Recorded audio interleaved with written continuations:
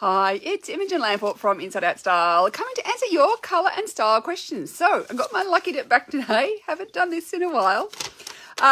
First question comes from Debbie. She said, the relaxed personality style report you sent me is 100% me, but a little of my wardrobe reflects that. I've recently retired at 66. I haven't really transitioned into my style from work clothes, which was dead easy to buy. So recent Hobbs silk blouses, these still fit in my wardrobe yet are unworn. They fill my wardrobe yet are unworn. I'm slobbing around in shorts, tees, or black leggings. When I pluck up courage to go shopping, I can't decide what to buy. I just like buying online. It's depending on brand and cut. I might be an 8 or a 10. Often I'm overwhelmed by choice. So really, where do I start? So this is a very common question, particularly when we retire and we've been wearing more formal clothes at work. And then suddenly we have a retired lifestyle where you don't need those sorts of clothes. So it's a process of rediscovering who you are now and who you want to be going forward and what is your aesthetic when it's more casual. Rather than that kind of tried and tested what you've been wearing to work, it's actually finding a new version of that. It sounds like you had almost your own version of a uniform, Debbie. And so therefore you need to figure out what is your relaxed and casual uniform that suits your new lifestyle. So here I'd be thinking about, rather than leggings, is it a pair of jeans? And jeans come in all sorts, shapes, sizes, personality styles. I mean, there's so many different variations. Is it a pair of jeans? Is it something else? Hopefully we can stay out of the kind of active wear all the time, because that's really, it's not going to make you feel great. But there's certainly many relaxed clothing items that you can wear that are, a bit more stylish than your leggings and t-shirts. So do think about who you are now, what is your lifestyle now, and what is your aesthetic. And I do recommend, one of the things I've just created in my new Visualise Your Style program.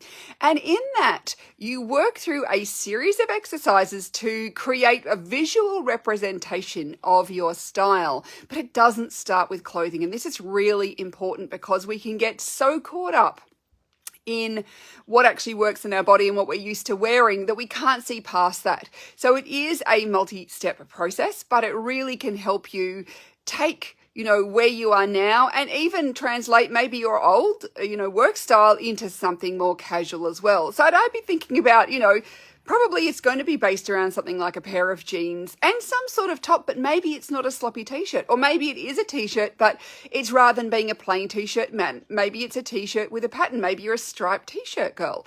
Or maybe, there's something else. There's so many different, styles of clothing out there. And of course, shopping is one of those things that we have the choice. We can either shop locally, where we may have a more limited choice. It depends on the size of the city you live in. Like I live in a large city of 5 million odd people. So there is a huge shopping choice here. Should I want to go out and explore beyond the local mall?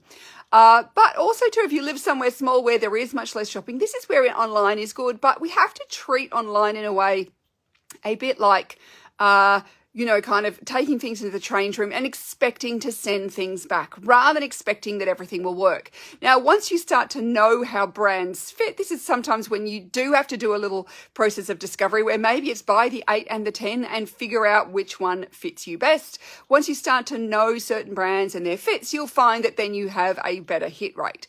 And I always look at the measurements and what they are saying about it. I always read the reviews when I'm shopping online to see if other people are saying, oh, it fits a little, it fits, it's a big fit or it's a small fit. All that sort of information is really useful. So there are ways of getting around this.